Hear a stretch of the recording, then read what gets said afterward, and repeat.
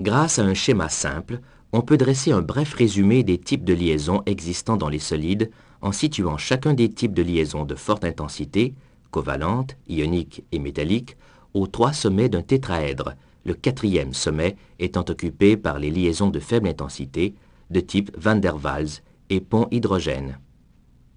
Chaque type de liaison possède des caractères particuliers, ce qui confère aux solides possédant ce type de liaison certaines propriétés caractéristiques.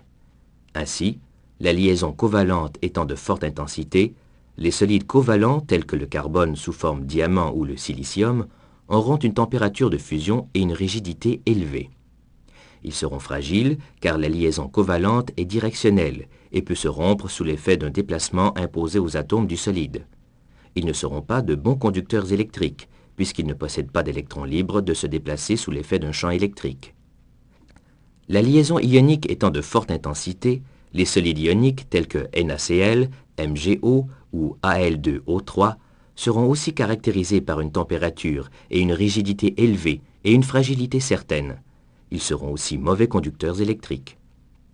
Dans la liaison métallique, les atomes mettent en commun leurs électrons de liaison qui forment alors un gaz électronique dans lequel baignent des ions. Les solides métalliques, tels que le sodium, le cuivre ou l'argent, auront une température de fusion et une rigidité de moyenne à élevée.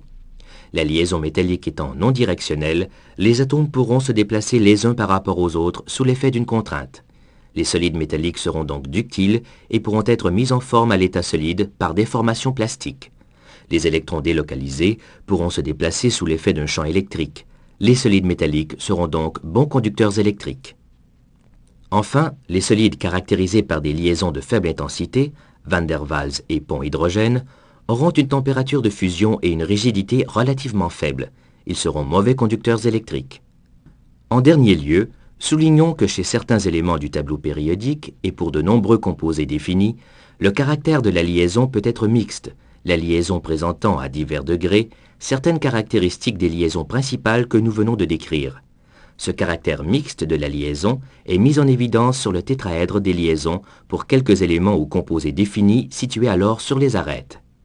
Selon le degré de pureté d'une liaison, par exemple son degré de covalence, certaines propriétés du solide possédant cette liaison peuvent varier grandement comme l'illustre la variation de la résistance électrique et celle de la conductivité thermique en fonction du degré de covalence d'une liaison, si vous cliquez sur le bouton « Graphique ».